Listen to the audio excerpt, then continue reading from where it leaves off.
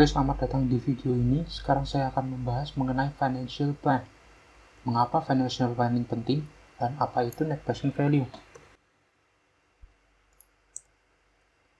Perkenalkan diri saya terlebih dahulu. Nama saya Ignatius Joshua Tony Wibowo. Berikut ada kredensial saya di Politeknik Agni Surakarta dan saya akan membahas 3 poin penting ini. Pertama adalah apa itu financial planning dan mengapa perlu dilakukan financial planning.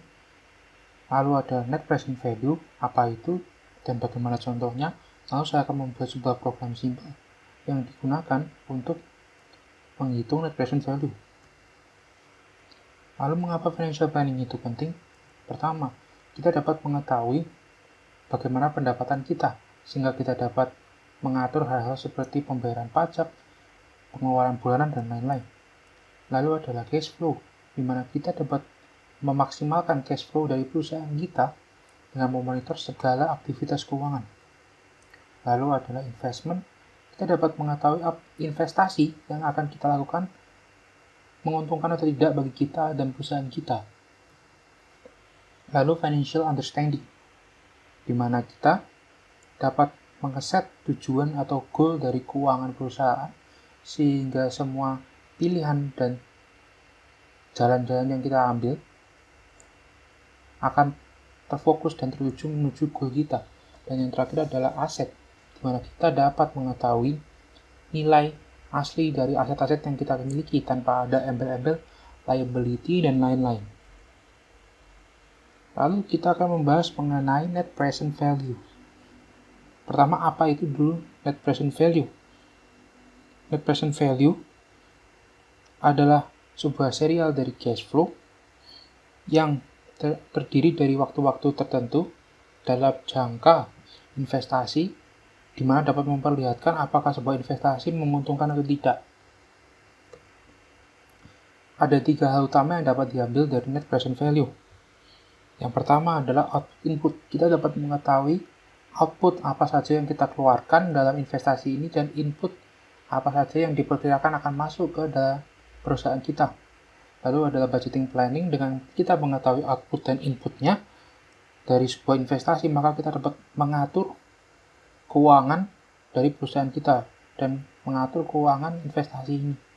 Lalu yang terakhir adalah analyzing profitability, di mana kita dapat menganalisa apakah investasi ini menguntungkan atau tidak.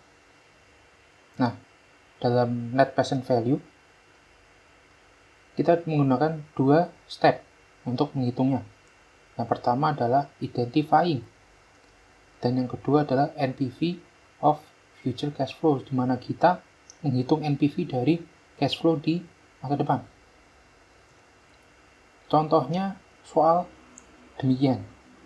Pendapatan yang diperkirakan adalah 8% dengan investasi $1 juta dengan periode investasi 5 tahun.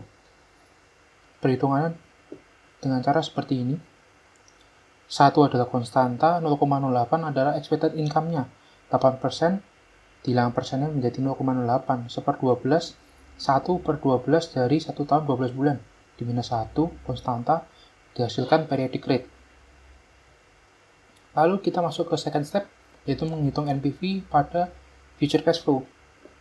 Ini berfungsi untuk menghitung keuntungan dengan devaluasi uang. Nah, contohnya pada bulan pertama, pendapatan yang kita perkirakan 25.000. Namun setelah dihitung menggunakan devaluasi uang, hanya mendapatkan $24.841. Nah, untuk mengetahui apakah sebuah investasi menguntungkan atau tidak, kita menjumlahkan hasil perhitungan tadi. Dari bulan pertama sampai bulan terakhir dari investasi, dikurangi dengan investment. Jika hasilnya positif, maka investasi menguntungkan. Jika hasilnya negatif, investasi berarti tidak menguntungkan. Jika hasilnya 0, maka investasi hanya akan bahasanya bug atau seperti menabung di bank saja. Ya, ini merupakan program yang sudah saya buat menggunakan bahasa Python di website Solaren. Nanti programnya akan saya taruh di deskripsi di bawah, bisa langsung dibuka dari websitenya. Sekarang kita coba sesuai soal tadi, expected income-nya 8%, investmentnya 1 juta, lengthnya 5 tahun, future payment per month 25.000. Kita coba run.